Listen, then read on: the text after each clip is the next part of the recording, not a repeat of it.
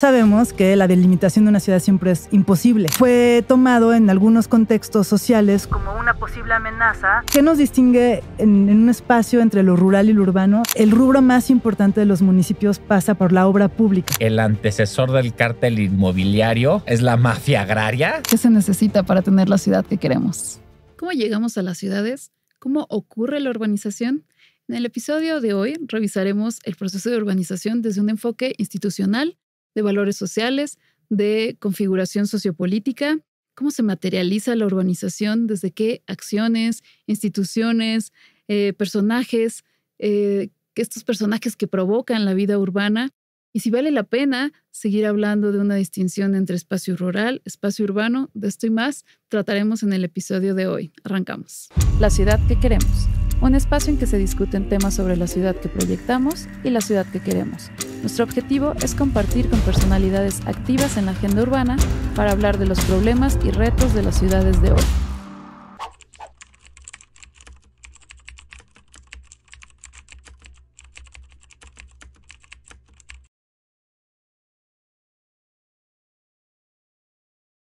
Bienvenidos y bienvenidas a La Ciudad que Queremos. En el episodio de hoy nos acompaña una antropóloga muy querida, con un enfoque muy particular del territorio, una colega y muy buena amiga, la doctora Gabriela Torres Mazuera. ¿Cómo estás, Gaby? Muy bien, gracias Lidia y gracias Miguel por la invitación. Miguel, ¿qué tal? Te saludo. ¿Cómo estás, Lidia? Hola, Gaby, ¿cómo estás? Qué gusto saludarte. Muchas gracias por estar con nosotros aquí. Sí. Lidia te conoce muy bien. Tienes una gran experiencia durante muchos años en el sector. Así es que creo que sin más ni menos. Sí, si nos puedes contar un poquito de tu trayectoria para que el auditorio te conozca, desde qué temas has trabajado, abordado y las ciudades que te gustan y en las que has habitado. Bueno, entonces soy antropóloga y supongo que con este perfil traigo como una discusión diferente a este podcast porque yo lo sigo y me interesa mucho la discusión del urbanismo, de los ordenamientos territoriales y cómo pensar eso desde la antropología. Entonces, en mi trayectoria quiero decir que siempre tuve yo una inquietud por lo urbano o por el urbanismo y por las ciudades también, un gran gusto de caminar y recorrer ciudades. Tuve la oportunidad de viajar y hacer, por ejemplo, mi doctorado en París, ¿no? Y esta imagen del París que puedes caminar, hay esta definición del flaneur, ¿no? Que es el que camina de manera aleatoria y va encontrando. Sin un sentido específico. Entonces, en este mundo urbano que siempre está lleno de experiencias, de todo tipo, de encuentros, ¿no? Entonces, es algo que siempre me interesó. Pero en esta trayectoria del interés del urbano, en realidad nunca me enfoqué en antropología urbana, que es una línea en donde por excelencia desde la antropología se discute lo urbano. Y esto tiene que ver mucho con las situaciones de la vida, dónde terminas trabajando, con quién acabas colaborando. Lo que a mí me tocó es que cuando yo empecé ya a pensar en que iba a hacer mi investigación doctoral, acabé en el Estado de México, en una región que había sido de los lugares más importantes de producción de maíz en los años 70 y 80, con un proyecto de un economista del Colegio de México que le interesaba entender qué había pasado a partir de los años 90 con un cambio de la política de desarrollo rural, económica del gobierno mexicano. Entonces llegué a esta región con mis intereses urbanos, pero una región meramente rural. Y lo interesante fue que pues me empecé a topar con fenómenos que remiten a estos procesos de urbanización. Y fue ahí donde me empecé, digamos, a centrar en una pregunta, ¿no? Que cómo poder comprender esto que es la urbanización y sobre todo qué tan válido es como estas divisiones que uno da por hecho entre campo-ciudad, ¿no? O sea, que es como un clásico de la reflexión antropológica y sociológica desde el siglo XX, ¿no? O sea, y es un clásico y también muy porque desde el sentido común, ¿no? Lo que no es campo es ciudad, como si fuera tan así. Y tú justo haces pues toda esta reflexión de la importancia de distinguir entre la ciudad y el proceso de urbanización. Si nos puedes también encaminar por allí de qué va esta distinción. Sí, correcto. O sea, la distinción parece obvia y es tan obvia que si uno quisiera dibujar una ciudad, quizás la dibujaríamos como un aglomerado contenido, ¿no? En donde afuera y un afuera es el campo, ¿no? O el medio natural. Cuando en realidad sabemos que la delimitación de una ciudad siempre es imposible, ¿no? O sea, porque además en las ciudades latinoamericanas o en los contextos latinoamericanos, esto que se llama el urban sprawl, ¿no? Esta dispersión urbana, hace imposible establecer límites. Sin embargo, tenemos esta idea todavía, ¿no? Que se sigue manifestando en muchas representaciones, pero también en la política pública y podríamos quizás decir también en el marco legal, ¿no? Además, también es una distinción que está presente en las disciplinas, porque, digamos, la sociología se ha enfocado mucho más en el ámbito del urbano, ¿no? En tanto que la antropología como disciplina tiene la mirada de lo rural, lo indígena, ¿no? Entonces, como estas visiones que contraponen y reifican esta distinción entre lo rural y urbano. Y pues lo que yo estaba viendo en esta región del Estado de México a inicios de los 2000, pues era más bien este proceso en donde tú veías, podríamos decir, urbanización, ¿no? ¿Y qué es urbanización en el campo mexicano? O sea, así, a simple vista, yo digo, es como la dispersión del bloc, ¿no? O sea, como en el centro de México, ahora que estuve saliendo de viaje yendo a Cuernavaca, ¿no? Y ves todas estas casas de bloc que se aglomeran a lo largo de las carreteras, en donde eso, tú no ves las distinciones entre claramente un mundo rural bucólico y un mundo urbano, ¿no? Entonces hay un continuum. Hay un continuum, hay casas dispersas en parcelas rurales con distintos estilos arquitectónicos, que esto también es algo que me interesaba mucho ver en el lugar donde yo estaba trabajando. Hay construcción de infraestructuras de distinto tipo, ¿no? Entonces, ahí fue donde empecé yo a preguntarme un poco qué define a lo urbano y a lo rural, ¿no? O sea, en el México contemporáneo, y estaba trabajando en los 2000. Es un gran ejercicio, Gaby, porque sí, hoy por hoy, como tú lo mencionas, creo que esa línea se empieza a desdibujar un poco, ¿no? Incluso la validez de todavía preguntarse por un espacio rural y un espacio urbano en todo lo que implica. Por ejemplo, en presupuestos o en políticas de desarrollo, etcétera. De hecho, me parece que nunca habíamos tenido un invitado que nos hablara de este tipo de temas. ¡Qué padre! ¿Sí? Sí, sabía que nos iba a confrontar en el No, pero es fantástico. Eso, central de nuestro auditorio va a tener una percepción totalmente distinta de lo que está acostumbrado. Así es que adelante, gracias. Sí, bueno, digo, estas son categorías, ¿no? O sea, lo rural y lo urbano. Y también hay que ponerlo ambiental, porque también esto empieza a jugar de manera fundamental. De hecho, aquí en la Ciudad de México hubo una discusión sobre el suelo de conservación, suelo rural, suelo urbano, ¿no? Cuando se trató de establecer un ordenamiento. Sí, qué bueno que lo tocas, porque hay implicaciones jurídicas también en esto, ¿no? Y este episodio justo que mencionas, pues fue un poco lo que reventó una de las últimas intenciones de aprobación de un programa general de desarrollo urbano, de ordenamiento territorial en la Ciudad de México, esta nueva concepción de suelo rural que no estaba como tal, porque normalmente pues en nuestro sistema de planeación hablamos de suelo urbano, suelo urbanizable, como en este sentido de potencial, y suelo de conservación, ¿no? Y entonces, bueno, si nos puedes contar un poco más de qué iba esta intención del suelo rural en nuestro sistema de planeación.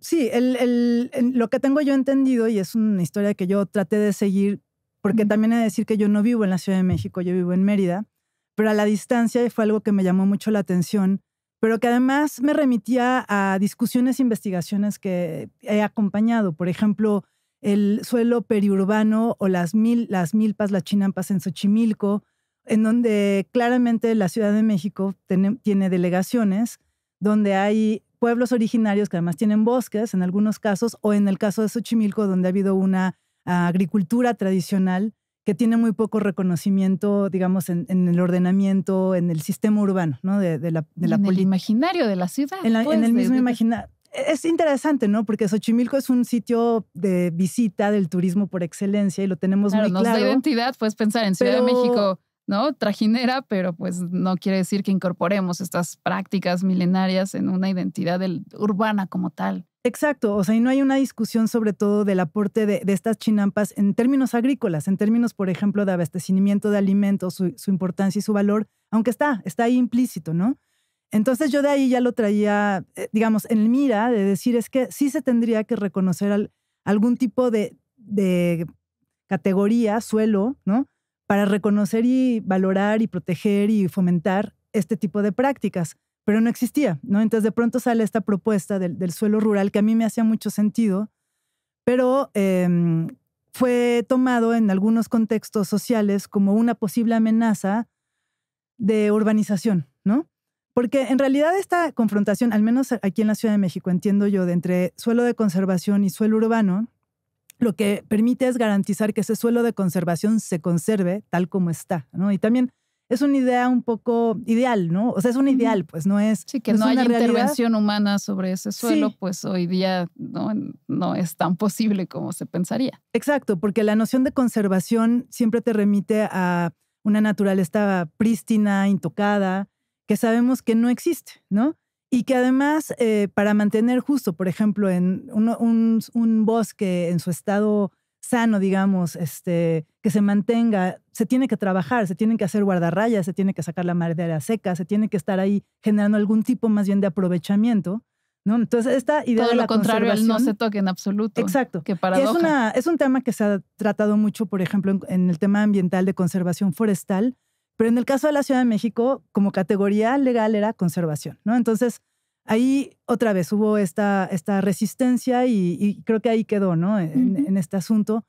Pero regresando un poco al tema de la ruralidad, pues ahí también vemos que lo que se observa es procesos de urbanización, ¿no? De crecimiento de vivienda en áreas que no están pensadas para la vivienda, en transformación de las parcelas agrícolas que tenían un enfoque más tradicional, pero que ahora se transforman a la agroindustria, que para mí eso también es un fenómeno de urbanización, ¿no? Entonces, un poco el planteamiento, la discusión es cómo hoy en día se vive un proceso generalizado de transformaciones espaciales que, diríamos, vinculan a la ciudad con el campo, pero que en realidad ya no te permiten generar una distinción tan tajante entre ciudad y campo, ¿no? Es un enfoque que se trata más, por ejemplo, desde la mirada de los sistemas socioecológicos, ¿no? O sea, las ciudades vinculadas a un medio que le provee de recursos energéticos, de recursos de alimento, de agua, ¿no? Y entonces no es tan fácil trazar estas diferencias. Y de mano de obra, o sea, porque muchas de estas poblaciones rurales donde yo estuve trabajando, pues fueron, digamos, la fuente de abastecimiento de trabajadores.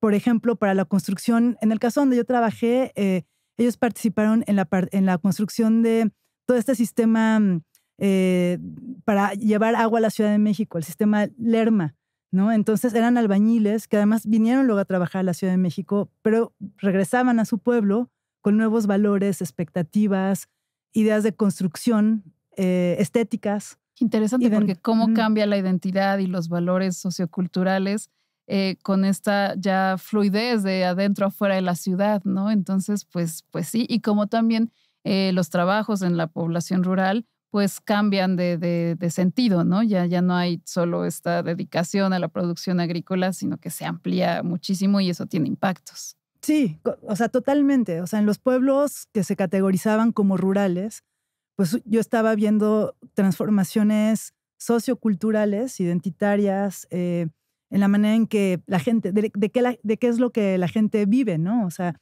digamos que de una manera más sociológica, la distinción entre lo rural y lo urbano se basó mucho históricamente, ¿no? Los grandes sociólogos, por ejemplo, ahí Luis Uniquel, uno de los es sociólogo y demógrafo que contribuyó mucho a las categorías del INEGI, ¿no? Para establecer cuáles son las localidades rurales y cuáles son las urbanas, y un en medio entre esas dos categorías que es mixtas, semiurbanas, siempre basado en la noción del número de habitantes, ¿no? O sea, como una categoría variable, o una variable fundamental para comprender la diferencia. Otra tenía que ver con la densidad, otra tenía que ver con la actividad la actividad económica de estas personas. Y entonces en estos contextos pues te dabas cuenta que eran, sí, poblaciones que estaban creciendo, en donde la mayoría de las personas ya no se dedicaban a la agricultura, pero que tenían un vínculo con el ejido. Es decir, unas mezclas muy interesantes en estas variables, en donde había que preguntarse en qué medida eran rurales, en qué medida se estaban urbanizando, cómo definir esto del urbano y sobre todo cómo pensarlo de manera más sistemática. O sea, y creo que nada más decir ahí, o sea, es cuando a mí me interesa también pensarlo ya no solo en estos términos que son de la antropología, que son variables identitarias, valores, sino institucionales, ¿no? O sea, ¿qué nos distingue en un espacio entre lo rural y lo urbano? Tiene mucho que ver con las instituciones que están generando dinamismo, ¿no? A ver, ¿cómo qué ejemplo me podrías poner ahí? Pues específicamente lo que yo argumentaba es que el mundo rural mexicano se constituyó a partir de la tenencia de la tierra, la propiedad social, ahora decimos propiedad social, los ejidos y las comunidades, y en relación al ayuntamiento o el municipio, ¿no?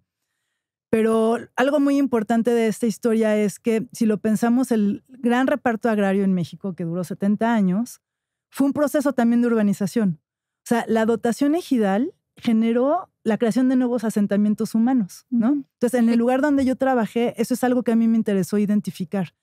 El proceso de dotación de 40 ejidos creó 40 nuevas localidades. Y es una paradoja, ¿cierto? Porque por un lado tienes decisiones de política de desarrollo rural y todo el proceso de reparto agrario que condujeron de alguna manera a la urbanización del campo. Exacto, es como esas paradojas que vemos que se van repitiendo, ¿no? O sea, el reparto agrario generó urbanización.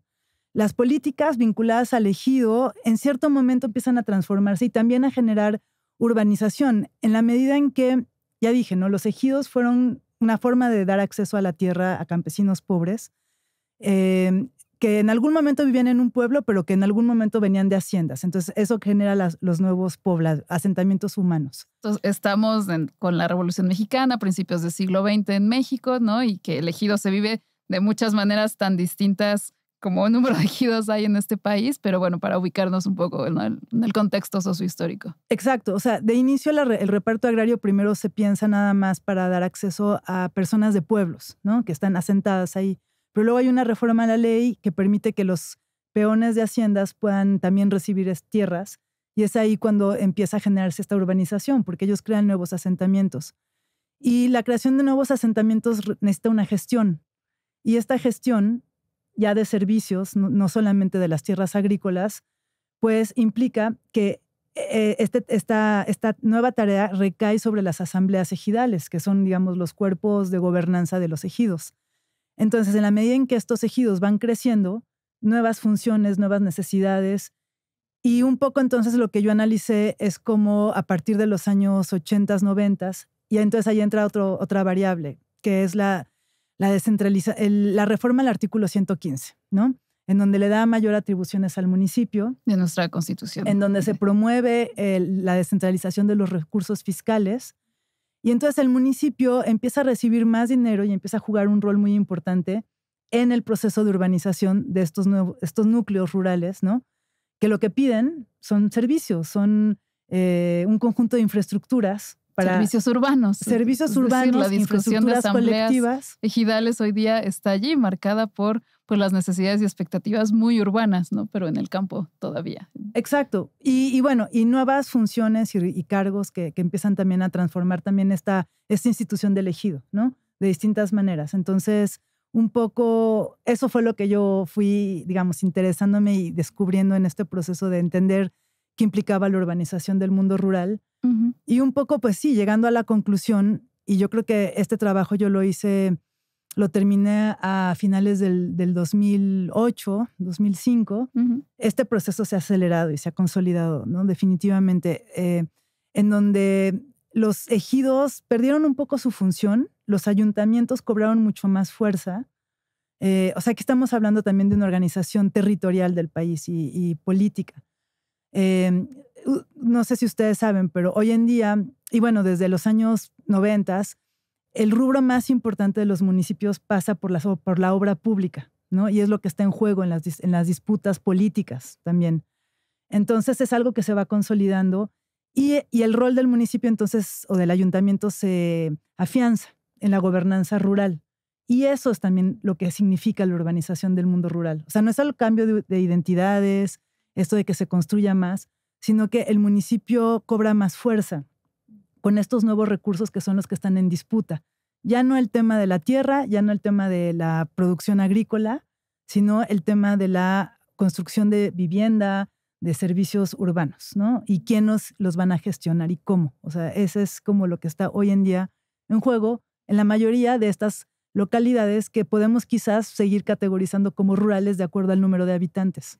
Pero a ver, dime una cosa, Gaby, porque en tu experiencia tú puedes ver cómo va creciendo el municipio. Cómo era un municipio que a lo mejor en un principio tenía X número de habitantes, una densidad baja poblacional, muy ejidal, y cómo de repente entra un proyecto del gobierno y automáticamente ese municipio, por todas las demandas que quiere, crece abismalmente su población.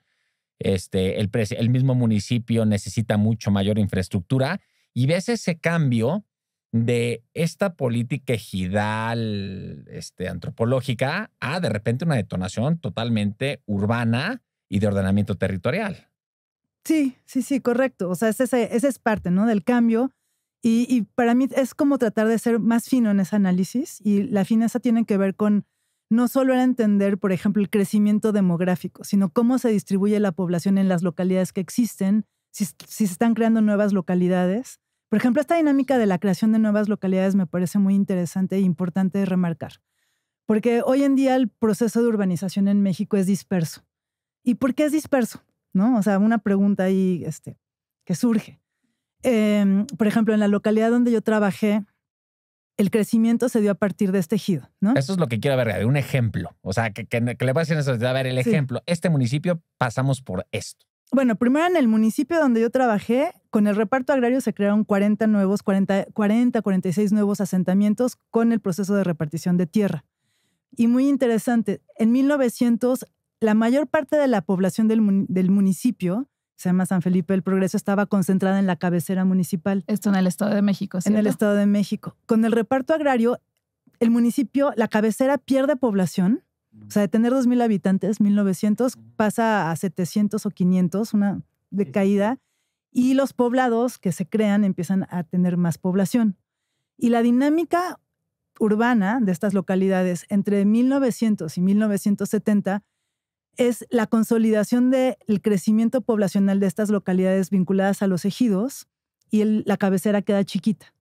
Pero cuando empieza la descentralización de los recursos hacia el municipio, ¿no? Fiscales, o sea, el fortalecimiento del presupuesto municipal, la población del municipio empieza a crecer, ¿no? O sea, ahí, por ejemplo, eso es interesante verlo. Por un tema de servicios. El municipio empieza, la cabecera municipal empiezan a poner más servicios y entonces hace que la gente empiece a regresar. Bueno, hay dinero y, por ejemplo, el número de personas contratadas en el ayuntamiento era una cosa así como de 50 a 500. Tienes razón. Y esa gente tiene que dormir, tiene que comer, tiene que, claro. Exacto. Claro. Y bueno, y un conjunto de procesos. O sea, sí, ahí se crea otra universidad. Bueno, se crea una universidad intercultural en el momento que yo estoy trabajando, pero antes de eso ya había 2 preparatorias, lo cual también atrae la población de los pueblos vecinos a la cabecera del municipio. O sea, son estas dinámicas que empiezas a ver.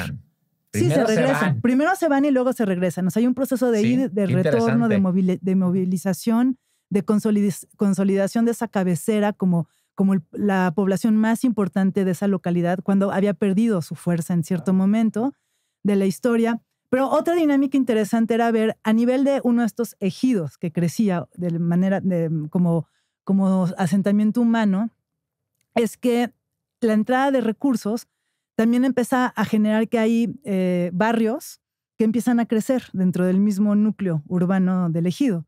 Y estos barrios empiezan a crecer en gran medida al momento, en un momento recuerdo que 2 de ellos tienen una población de 700 habitantes que de acuerdo a la Constitución del Estado de México les permite tener autonomía del núcleo básico del que surgen, ¿no? En la administración de los recursos que vienen del municipio. Entonces, ciertos líderes locales empiezan a gestionar su independencia de este núcleo. Esto para tener acceso a los recursos fiscales que venían y que se competían hacia el municipio, ¿no? Es como una tendencia que vemos en México. Otro caso, por ejemplo, que pienso es Oaxaca. O sea, en Oaxaca, que es el estado donde mayor número de municipios tenemos, ¿no? Más de 200. Y en donde este tema de la descentralización también ha jugado, como en todos, un papel muy importante. Hay una competencia muy clara entre las cabeceras y las comisarías o las regencias. Hay distintos nombres para los poblados que dependen de las comisarías en la gestión de los recursos municipales. Y esta competencia ha generado justamente la reivindicación de la división municipal, ¿no?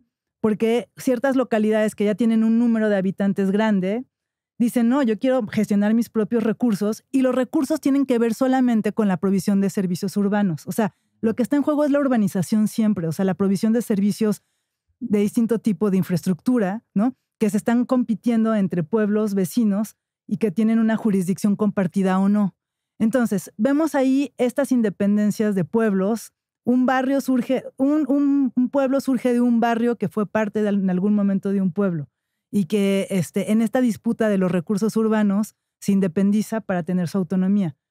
Pero, digamos, lo interesante de esta historia tiene que ver con que la dinámica política pasa por los recursos urbanos, fundamentalmente. Eso, ¿no? era lo que te iba a decir. O sea, al final ya estamos hablando que es un tema de recursos, porque claro, se hace esta infraestructura, se hace este urbanismo, este desarrollo urbano, y al final ya la separación entre estos núcleos viene por un tema de recursos. Exacto. Ay, qué buen registro nos traes de esta reconfiguración sociopolítica. Y si nos puedes contar más de estos cambios institucionales que implica la urbanización del mundo rural y sobre todo si tiene que ver con modelos particulares de esta organización sociopolítica, tales como multipartidismo, como clientelismos, no sé, entre otros.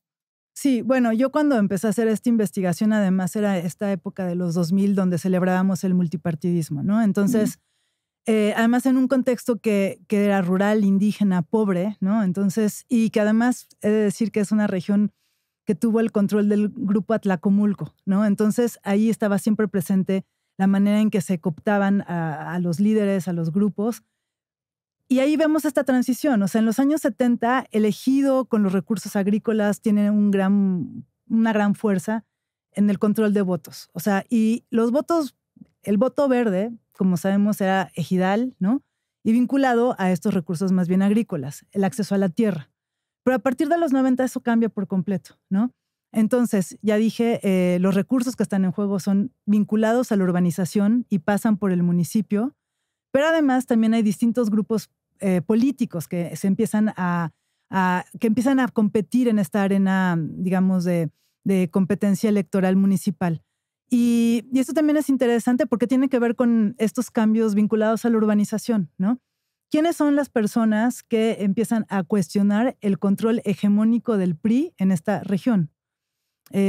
Primero, o sea, el control hegemónico del PRI está vinculado al ejido, ¿no? A grupos ejidatarios que recibieron la tierra, que reciben recursos agrícolas, vinculados también al sistema religioso, al sistema de mayordomías. Es un contexto indígena. Entonces, hay como un vínculo ahí de poder, ¿no? Es un control, por eso digo hegemónico, en donde las familias de ejidatarios que han controlado el sistema de cargos, que viven en el centro del pueblo, siempre han tenido, digamos, el vínculo con estos líderes políticos del grupo Atlacomulco, el PRI, ¿no? Es como un sistema bastante estable. Pero a partir de los años 70, 80, en estos procesos de urbanización, ciertas personas salen del ejido, migran, van a la Ciudad de México como albañiles, se incorporan al movimiento urbano popular y regresan con nuevas ideas políticas. Y son los que empiezan a generar una fuente de, digamos, oposición que luego se convierte en el perredismo local, ¿no? Grupos religiosos eclesiásticos que empiezan a llegar a esta región, igual que llegaron, por ejemplo, a Chiapas, y que también empiezan a cuestionar esta hegemonía priista y vinculada al sistema de cargos católico. Posteriormente fundan digamos, al grupo panista de la zona, ¿no? Entonces allá tenemos grupos políticos que tienen trayectorias diferentes y que justo te hablan de estos procesos de urbanización, de cambio, ¿no? De movimiento. Y el tema del clientelismo también empieza a cambiar, porque si en algún momento hay esta hegemonía y hay caciques muy fuertes que controlan totalmente, ¿no? El acceso a los recursos, pues en estos procesos de pronto ya tenemos otro panorama, ¿no? En donde justo por esta competencia de grupos y la entrada además del municipio con nuevos, digamos, financiamientos y grupos que ya nos tienen que ver con ser ejidatarios, pues ya tenemos otro panorama totalmente diferente que ya no es tan clientelar o tan corporativista como lo fue. Creo que en sociología estos cambios han sido descritos, ¿no? O sea, son cambios muy complejos. Y creo que es como tratar de dar cuenta entonces de la urbanización desde un enfoque institucional, ¿no? De identidades, de valores socioculturales, etcétera, ¿no? O sea, eso y aquí nos has dado cuenta de esto que sucede en el centro del país, pero también sabes mucho de lo que sucede en el sureste de México. Allí, ¿cómo nos puedes retratar estas trayectorias en relación con lo que sucede en los ejidos allá y todos los conflictos socioterritoriales que hay hoy? Yo coincido contigo. Yo también quería hacer una pregunta muy parecida, pero sobre todo nos acabas de dar una radiografía muy clara del Estado de México, ¿no? De cómo se va, y me pareció fantástica e interesante. Pero me gustaría después preguntarte, o conforme haya la respuesta, Cancún, por ejemplo. Cancún también tiene su cierta historia de desarrollo, ¿no? Entonces, pues sí, adelante, porque está interesante. Bueno, yo vivo en la península de Yucatán, en Mérida, desde hace ya como 15 años.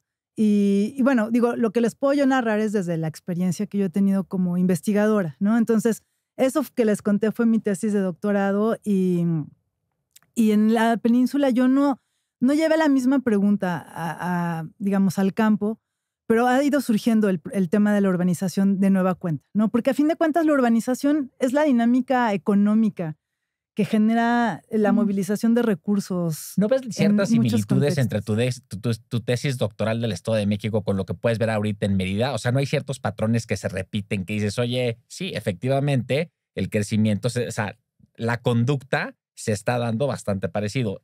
¿Hace sentido?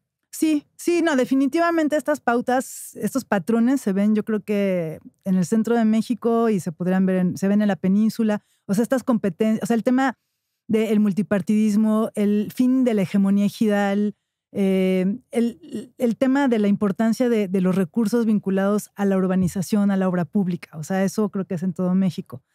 Pero digamos, a mí lo que me interesó más bien entender allá en Yucatán es cómo este proceso de urbanización se vinculaba con procesos de cambio de régimen de propiedad de las tierras ejidales, ¿no? Y aquí es un poco más un cambio de enfoque, pero decir que en el contexto de la península de Yucatán, las élites locales que vienen de estas familias de hacendados vinculados al Enequén, ¿no? En la época de la creación de Cancún, en efecto se vuelven también inversionistas, pero sobre todo inversionistas que en la coyuntura posterior a Cancún, que es un proyecto que surge en los 70s, ¿no? Así como un proyecto de Estado y que se va consolidando en los 80s, 90s. Pero la coyuntura importante en esta región para mí es los años 90, con la reforma al artículo 27 constitucional, la ley agraria, que permite poner en el mercado las tierras de los ejidos, ¿no? Y es esta coyuntura importantísima en la región, en donde ciertos grupos locales ven la oportunidad de adquirir tierras que van a ser convertidas o destinadas a la urbanización. O sea, esto es el tema que a mí me ha interesado ver. Y me ha interesado verlo porque cuando yo estoy trabajando en los años 2010 y más después 2015 y ahora 2020, surgen conflictos en los ejidos que tienen que ver con algo que ellos llaman la mafia agraria, ¿no? Una mafia que podemos decir que es conformada por operadores de tierras que adquieren tierras, ¿no?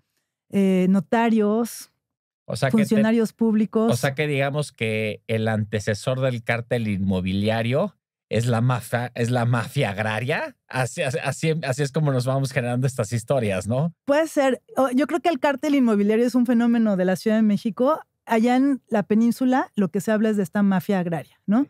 Y la mafia agraria está conformada o estuvo, esperemos, por funcionarios del sector agrario, ¿no? Exfuncionarios que hoy en día son ejidatarios de más de 1, 2, 5 ejidos, ¿no?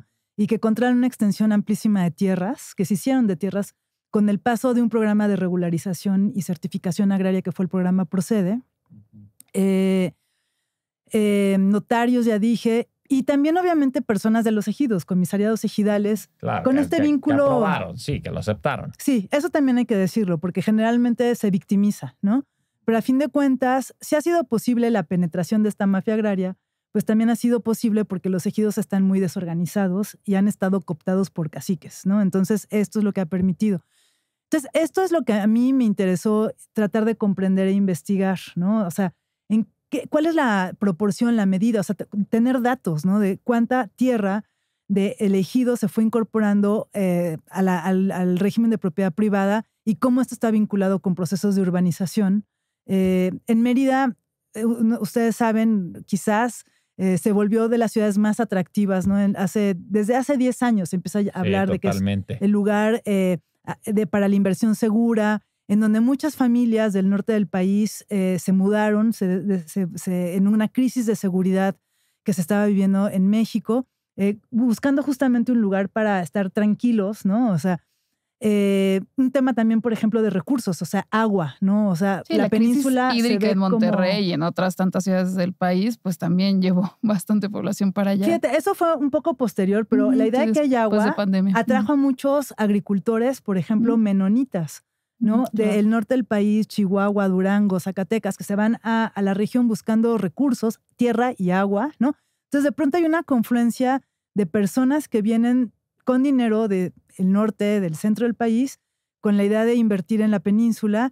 Y la inversión más interesante tiene que ver con el acceso a la tierra, porque resulta que la tierra, el bien raíz, es muy barato, ¿no? ¿Y por qué es tan barato? O sea, también eso es lo que a mí me interesa comprender, porque hay mucha oferta, ¿no? Y porque justamente, ya dije, estas élites que tuvieron acceso a las tierras que a través de estas mafias o corrupciones, que es algo que a mí también me interesó entender, ¿no? Pues empiezan a vender cantidad de tierras, ¿no? O sea, facilitar a un mercado que se empieza a generar, que se empieza a dinamizar, ¿no? De lotes de tierra, de acceso. Y es lo que tenemos hoy en día, digamos. Pero obviamente sí vinculado al proceso de desarrollo también de la Riviera Maya, ¿no? O sea, Cancún, y luego tienes el otro foco que es Tulum, ¿no? Toda esta zona costera. Es decir, y hoy en día es algo que está muy, muy dinamizado además por el proyecto del Tren Maya. Claro, toda la obra pública impacta en toda la región hoy día interconectada y entonces se generan muchas expectativas con relación al suelo y a todo esto que nos comentas que está pasando en el suelo, ¿no? Entonces ahí también preguntarte más de estos mecanismos fraudulentos que tú has registrado de cómo pasamos de este uso de tierras ejidales de uso común a convertirse en asentamientos humanos, a después ya dominio pleno, ¿no? Esta trayectoria que siguen, qué personajes hay involucrados y qué procesos tienen que haber institucionalizados por encima y por abajo de la mesa, pues, ¿qué es lo que pasa para que esto suceda? Sí, bueno, primero, digo, la respuesta obvia sería que es muy buen negocio. Y yo quisiera también entender a veces por qué es tan buen negocio. O sea, ¿por qué una tierra que está bajo el régimen de propiedad ejidal y de uso común, y ahorita dentro nada más a lo del uso común, que por ley es inalienable, y que tiene una cubierta forestal, tiene un valor mucho menor que ese mismo terreno cuando ya cambió a dominio pleno y cambió de uso de suelo a urbano, ¿no? O sea, puede ser la misma por esa superficie, transición misma ya tiene un valor totalmente distinto ya genera porque un valor, la regulación sobre ese suelo ya le dio plusvalía. Exacto, y que hoy en día me he topado hasta con universidades que te enseñan cómo hacer este tránsito y que te dicen que te aseguran un plusvalor del 400%, del 1000%. Claro, o sea, universidades y cursos varios que el algoritmo ahí de pronto nos arroja de esto, ¿no? De cómo aprovechar esta ventaja comparativa. Sí, entonces hay un tema ahí del mercado, ¿no? Pero bueno, profundizar un poco en esto. O sea, lo que sucede es que hay una variante que también es muy interesante de esta región y creo que sí contrasta con otras regiones del país como el centro, por ejemplo, y es que la mayor parte de las tierras de los ejidos, que además conforman más del 60% del territorio de la región, y en el caso de Quintana Roo es el 80% del territorio del estado es propiedad ejidal, es que en su mayoría son tierras de uso común. Y aquí también es un tema que hay que entender. O sea, en el régimen ejidal tenemos las tierras parceladas, que de acuerdo a la ley son las que podían ser enajenadas. Son tierras que tienen un certificado y un título, y tienen un titular que es un ejidatario y que puede ponerse en el mercado. Mientras que las tierras de uso común, por ley, son inalienables. Claro, uso común. Es uso común y no se puede alienar, ¿no? Pues, no obstante, siempre en la ley dice, pero hay unas excepciones. Y ahí es donde empieza el juego. Exacto. Torcido. Una gran creatividad de los abogados locales para entender cómo poner esas tierras en venta. Pero además es muy interesante esta historia, porque cuando yo llegué a Yucatán, los antropólogos, las personas que trabajaban ahí me decían, esta particularidad de Yucatán de que la mayor parte de las tierras sean de uso común, se debe a que fue una resistencia de los ejidos, muchos de ellos con población maya, a la privatización, a la mercantilización de la tierra. Ellos querían mantener el común, ¿no? Claro. Este enfoque de los commons, ¿no? Pero justo estos commons se volvieron muy vulnerables cuando hay justo estos caciquismos y no hay una gobernanza fuerte de los ejidos, porque los abogados, exfuncionarios que conocían bien el sistema agrario dijeron, pues es muy fácil, porque la ley también dice que las asambleas pueden generar cambios de destino de las tierras de uso común y establecer que esto que es común ahora sea parcelado o asentamiento humano también, ¿no? Y ellos mismos lo podían cambiar. La asamblea lo decide. En una misma asamblea cambias el destino de la tierra. Exacto. Cambias el destino y generas parcelas que ya pueden estar en el mercado. ¿Y esas asambleas no tienen que pasar por algún visto bueno, algún proceso de la autoridad? ¿O simplemente...? Sí, esas asambleas se llaman calificadas y de acuerdo a la ley agraria requieren el 75% de la participación de los ejidatarios y un fedatario público. Pero bueno, le encontramos por eso el modo. Contubernio entre tantos actores. Porque, a ver, en una asamblea regular también, independientemente de que sea ejidal o no, pues sí, necesitas un cierto porcentaje de aprobación para ciertas decisiones y que esté el fedatario público. Eso es muy normal. Pero, por ejemplo, en temas mercantiles haces eso, pero después tienes que ir al registro público de la propiedad y del comercio, y el mismo registro público de la propiedad del comercio te dice, oye, qué padre que estás con el 75%, pero no entras porque no estás cumpliendo con tal. Y te quedas con una escritura con quinegramas de notario padrísima, pero no registrada en el registro público del comercio. Entonces, pues no surte efectos porque el registro público del comercio no te la aprobó. Es decir, es un filtro que la autoridad dice, oye, qué padre que se junten el 75% y qué padre que el 75% quiera cambiar el destino. Fantástico. Y que pongan un notario público, me parece genial. Pero, tienes que venir aquí con el Estado y el Estado te tiene que dar la última aprobación para poderlo hacer. ¿Existe esa figura o simplemente con el 75% y un acta de notario es más que suficiente? Sí. Hay otros requisitos. O sea, por ejemplo, contar, en este caso, con una aprobación, una opinión, decían, de la Semarnat, estableciendo que no había bosque, porque también había una limitación de la ley, ¿no? O sea, es decir, si había un conjunto de requisitos, en el caso de conversión a asentamiento humano también se establecía que se necesitaba la aprobación del municipio y algún plan de ordenamiento, ¿no? Es decir, sí hay algunos requerimientos, pero la realidad es que no se cumplieron. Y ahí es donde juega el tema de la corrupción de las autoridades, ¿no? O sea, porque, bueno, primero, muchos de estos exfuncionarios son quienes promovieron estas asambleas. Y cuando tú lo ves en términos de datos, pues no, en realidad no sabes bien qué pasó en el ejido. O sea, tú nada más sabes que un ejido convirtió 2,000 hectáreas, porque además estamos hablando de superficies muy grandes. O sea, 5,000, 2,000, 3,000 hectáreas de tierra de uso común que de pronto se convierten a parcelas, ¿no? Pero pues es en la aprobación de la asamblea, ¿no? Y está validado con un acta que está registrada en el Registro Agrario Nacional. Yo lo que hice fue que me fui primero a ver los datos. O sea, los datos te mostraban que en ciertos periodos había muchas de estas conversiones, estos cambios de destino. En la región más o menos fueron 300,000 hectáreas entre 1994 y 2018, y yo lo tengo que actualizar ahora a la nueva la administración saliente, que cambiaron de destino, y más o menos 90,000 hectáreas que cambiaron a dominio pleno. Pero entonces estas son tendencias generales. Pero cuando lo ves territorialmente, a ver, ¿qué ejidos?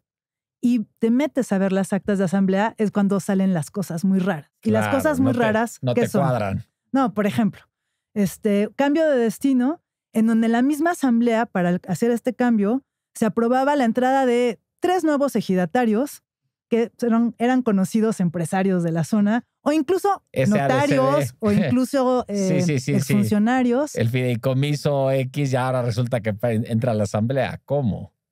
Sí. Entonces, y a estos nuevos ejidatarios se les asigna todo el cambio, todas las parcelas creadas en el cambio de destino.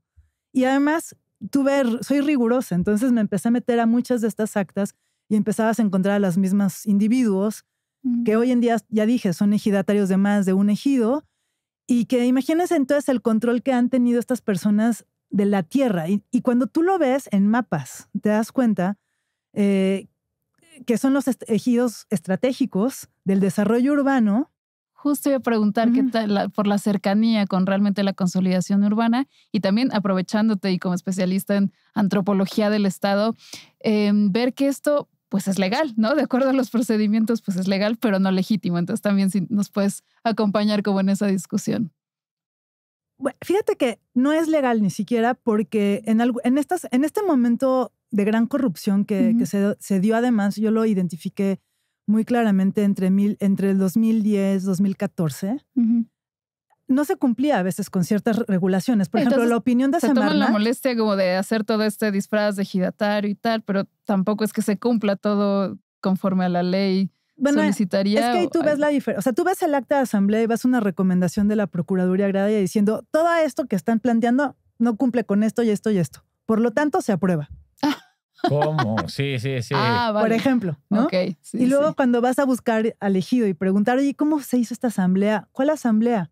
Resulta que la gente no se había enterado, pero les pasaron una lista en blanco en donde todos los ejidatarios firmaron, ¿no? Y les dieron 200 pesos porque eso era una compensación de X. Oye, Gaby, dime una cosa. ¿Cuánto tiempo te tardó hacer toda esta investigación? Porque la escucho muy robusta. Sí, no, pues sí. ¿Y qué retos tuviste? Porque no debe haber sido fácil haberte metido al RAN y haberte metido a todos estos lugares para empezar a hacer rastreo tan riguroso. Sí. Sí, sí llevamos haciendo esta investigación como 10 años. Y esta investigación, también quiero decir, es una investigación colaborativa. Por ejemplo, yo he estado como perita, está haciendo peritajes justo en algunos de estas controversias que se han dirimido en los tribunales agrarios, ¿no? Acompañando organizaciones de la sociedad civil que tratan de defender algunos ejidos que han sido defraudados, porque, o sea, además de todo este movimiento de acaparamiento que es desmedido, en muchos casos no se les pagó a las personas, ¿no? Es así, ¿por qué no se les pagó? Si de per sí ya el precio, porque además también hay mucho juego aquí, es decir, ¿cómo se establece el precio de la tierra? Que es otro tema, ¿no? Que a mí me interesa. Y ya había dicho yo, ¿por qué la tierra de uso común bajo régimen ejidal vale, por ejemplo, 2,000 pesos la hectárea, pero una vez que ya la parcelas, te sube a 4,500 el metro cuadrado, ¿no? Porque además cambiamos la manera, el sistema de medidas cambia, ¿no? O sea, como no ejidal es hectárea, como propiedad privada es metro cuadrado, ¿no? Por supuesto, y sobre todo por las expectativas que te da la tierra, ¿no? Porque en el momento en el que ya puedes edificar, ya puedes urbanizar, ya puedes construir, pues entonces ya hay un interés económico distinto que cuando era comunitaria y pues no puedes hacer nada al respecto. Exacto, pero además también hay un tema de ¿quiénes son las personas que están, digamos, estos ejidatarios? O sea, son personas campesinas, muchos de ellos hablantes de la lengua maya, que llegan con estos trámites y, ¿no? Temas muy legales que incluso para uno es difícil comprender, ¿no?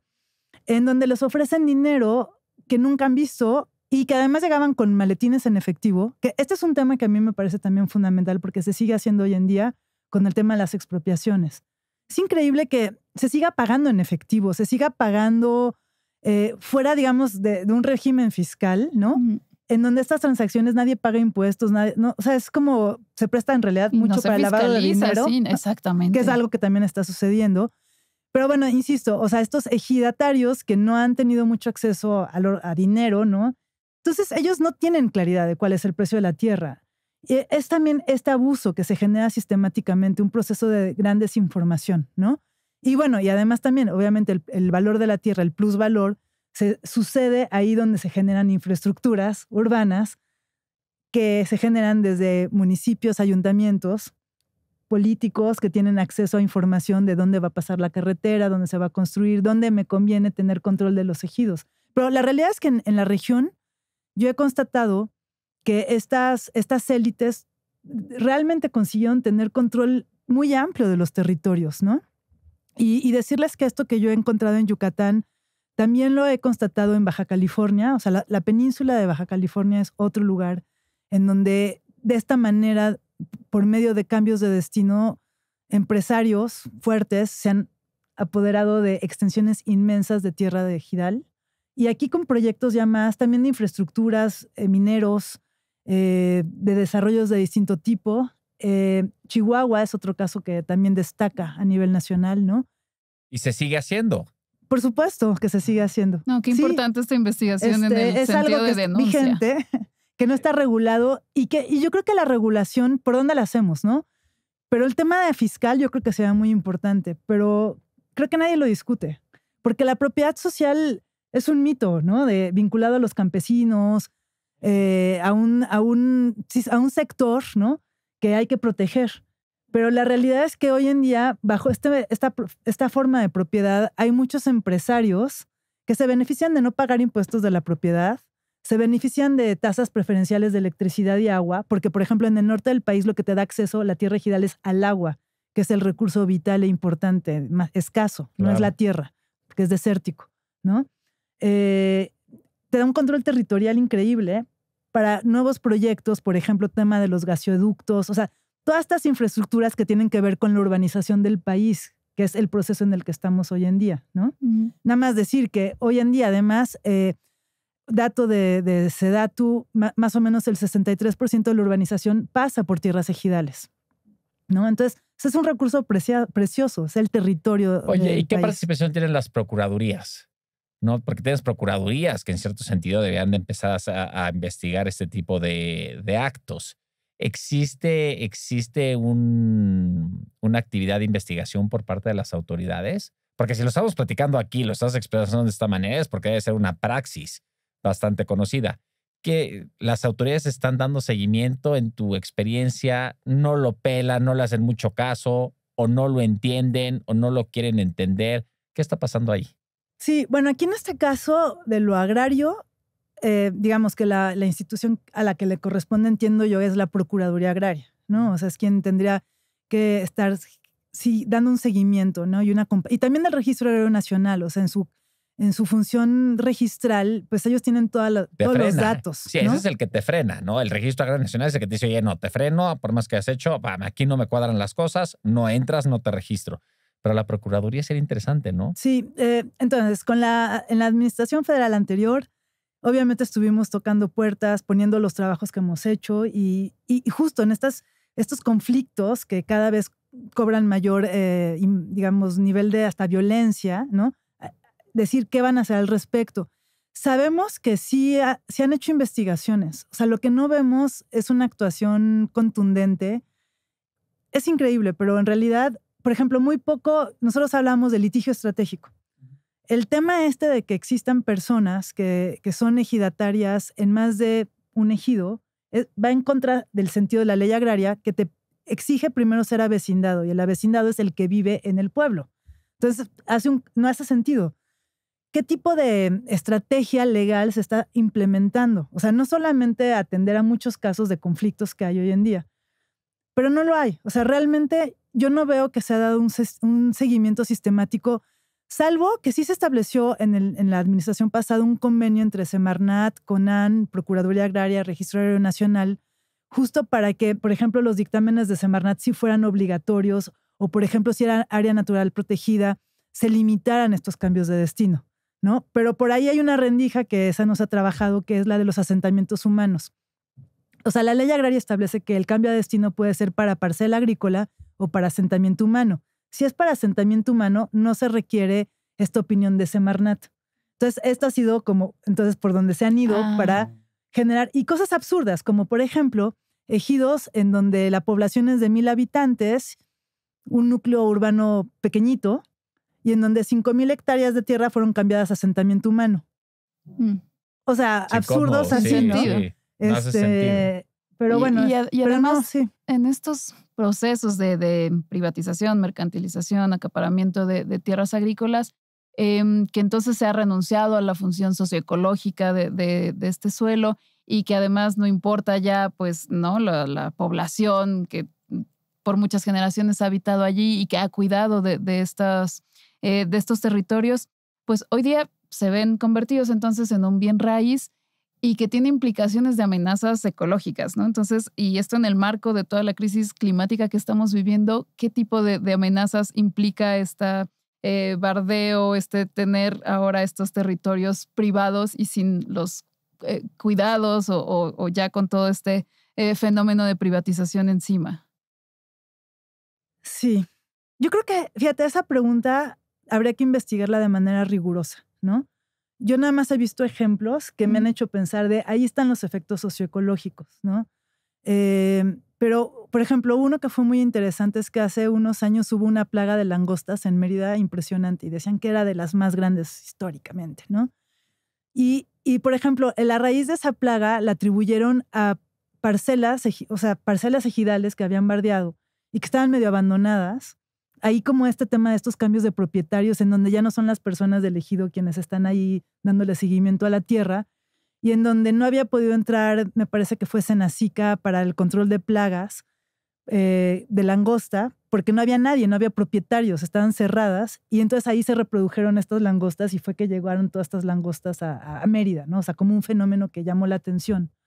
O sea, es como algo que no te imaginas que puede suceder, pero sí, tierras que están cercadas y que están abandonadas.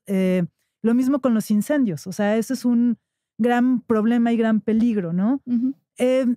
Todavía no hemos tenido un fenómeno tal cual, pero eso podría contribuir a esta situación, ¿no? Yo lo veo por ahí y bueno, y el efecto problemático de esta urbanización dispersa que requiere muchos recursos de los municipios, o sea, la gestión, pues, o sea, el costo ecológico es también un costo social, ¿no? De esta dispersión urbana, o sea, en donde tienes poblaciones a las que tienes que llegar porque la gente compró y se asentó ahí en su lote de inversión que empieza a urbanizar, ¿no? Y que genera muchos problemas de distintos tipos, o sea, incluso hasta del agua.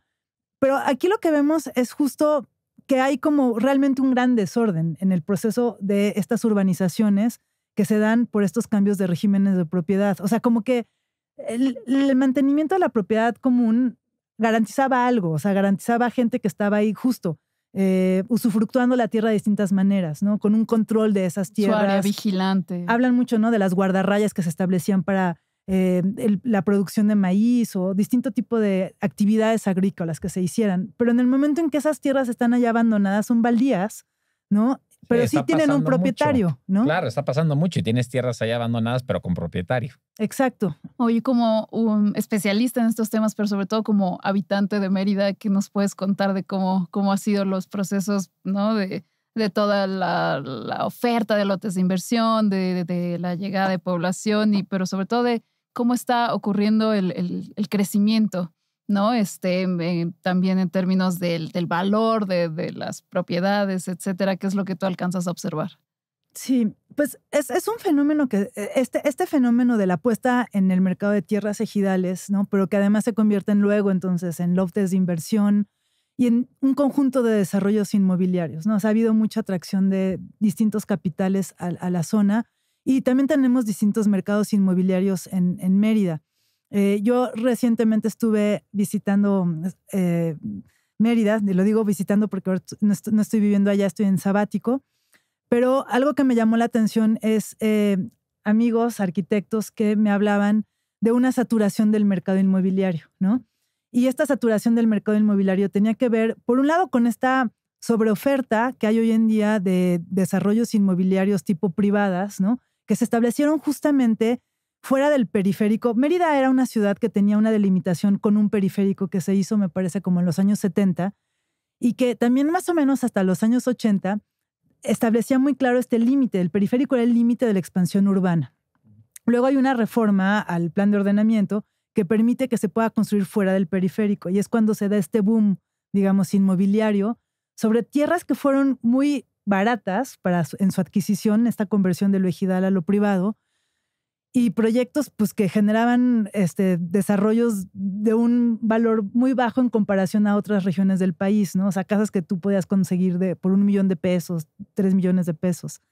Entonces, bueno, y esto se ha ido acumulando, pero se va acumulando sin una creación de infraestructura, por ejemplo, de tránsito. Entonces, hoy ¿qué hay? Embotellamientos, ¿no? Porque todas estas tierras ejidales de la periferia necesitaban entradas y salidas que son caminos ejidales en algunos casos. Entonces tienes hoy un gran problema de tráfico, ¿no? Sí, privadas y más desarrollos que se van construyendo sin mucho orden. Y además una saturación del mercado. Entonces muchos de estos arquitectos ahora están teniendo un poco de dificultades para vender sus casas, ¿no? O sea, aquellos que aspiraron a la construcción de casas en lotes dentro del marco del periférico porque compiten con estos desarrollos que además hablan mucho son desarrollos que se piensan mucho para para la inversión, ¿no? Gente que más compra que para la habitabilidad, fuera, que no vive en Mérida. A mí me llama mucho la atención cantidad de gente aquí de la Ciudad de México o de Guadalajara, ¿no? Que, ay, ya invertimos en Mérida, ¿no? Y que quizás no se ha parado allí a ver qué tan lejos o no está de la ciudad o de la playa. Ya sea el lote de inversión, ya sea una de estas casas, con la idea de luego rentarla y con quizás en algún momento se van a ir a vivir ahí, no lo sé, pero con un enfoque más quizás especulativo, ¿no? O sea, muchas casas abandonadas, pero el hecho es que hay un mercado ahí muy amplio, ¿no? Entonces, estas personas arquitectas están teniendo problemas de vender. Y por otro lado, también en el centro histórico hay otra dinámica, porque en el centro histórico es interesante. Era un centro histórico de origen colonial, con casas que también estaban vacías y que en cierto momento se empezó a generar proyectos de recuperación de estas casas para restaurarlas, ¿no? Y un mercado interesante, pero que hoy en día también tiene cierta saturación. Pero una reflexión interesante de esta historia tiene que ver con lo que alguien me decía, y es que la calidad de vida en Mérida no ha mejorado, sino que ha empeorado, porque cada vez hay más tráfico, incluso hasta problemas de agua en ciertas colonias, una presión ahí que se vive también de inseguridad, ¿no? Y eso no, o sea, es decir, este crecimiento, estos desarrollos no mejoran la calidad de vida per se, si no se invierte la en inversión en infraestructura solo pública, inmobiliaria, pero no en obra pública que mejora o que mitigue todas estas llegadas, ¿no? de población o, sí, nueva vivienda. Igualmente me decías de estas casas antiguas en el centro que, o sea, eran de mucho mayor valor, pero por especulación, ¿no? No por mejora realmente del entorno, de las condiciones, esto que también da plusvalía, pero no, es solo una especulación inmobiliaria y que, por cierto, que de esto da cuenta Carlos Coffey en uno de los capítulos de su libro País sin techo de Mérida, del cual por ahí también hay una reseña crítica de mi parte que pueden encontrar en el canal de Substack de La Ciudad que Queremos, para pues evidenciar todos estos fenómenos. Y pues creo que muchas gracias, Gaby, porque este episodio de hoy es un gran ejemplo de cómo la investigación y cómo desde la academia se puede hacer denuncia de procesos muy importantes, ¿no? De fenómenos como La verdad es que, digo, porque tenemos que cortar el programa, pero Gaby, nos pudimos haber quedado aquí platicando 1 hora más. O sea, yo tenía una batería de preguntas, ya ni las quise hacer. O sea, síguete derecho y platícanos más de esta información. Es que muchas gracias. Muchísimas gracias, Gaby, por estar con nosotros. Pues muchas gracias, Lidia. La pregunta insignia del programa, ¿qué se necesita para tener la ciudad que queremos? Yo creo que, y regresando un poco al inicio de la conversación, estas visiones dicotómicas entre lo rural y lo urbano no nos están sirviendo, ¿no? Hay que pensar en términos de estructuras, de conexiones, de redes, de flujos y sobre todo estas aglomeraciones urbanas, ¿no? En donde vivimos, verlas en esta vinculación con otros espacios, con otras regiones, pero no solo en términos de lo que ellas nos dan, sino preguntándonos un poco lo que nosotros generamos hacia esas otras regiones. Por ejemplo, no hablamos de otros temas como puede ser la basura, como puede ser esto que surge de la ciudad, que sobra, estos residuos que afectan otros contextos. Entonces, de esta experiencia que yo he tenido, sí pensar cómo la perspectiva del ordenamiento de una ciudad, de la reflexión de la ciudad que queremos, tiene que trascender esos límites muy idealizados de lo que es la ciudad y pensarlo en relación a estas articulaciones con los lugares que nos dan de comer, que nos proveen de recursos, agua, energía, ya dije, mano de obra, ¿no? O sea, para generar perspectivas de justicia, de justicia ambiental, yo diría, ¿no? Que no solo benefician a los urbanitas, sino también a las personas que hacen posible la vida en las ciudades, ¿no? Tal como nos las imaginamos de manera idealizada. Entonces, y sí, pasar mucho por una pregunta sobre los ordenamientos. Yo sí apuesto un poco a los ordenamientos, ¿no? Con un enfoque más regional que no nos cierra, ya insisto, a una perspectiva de lo rural o de lo ambiental o de lo urbano, sino justamente cómo estos usos de suelo tienen que pensarse de manera más compleja, más mixta, porque es la realidad en la que estamos, ¿no? Nos abres muchas perspectivas, Gaby. Muchísimas gracias por estar con nosotros. Gracias, Miguel. Gracias, Gaby. Gracias. ¿Dónde te podemos encontrar? ¿Dónde te pueden crear su auditorio?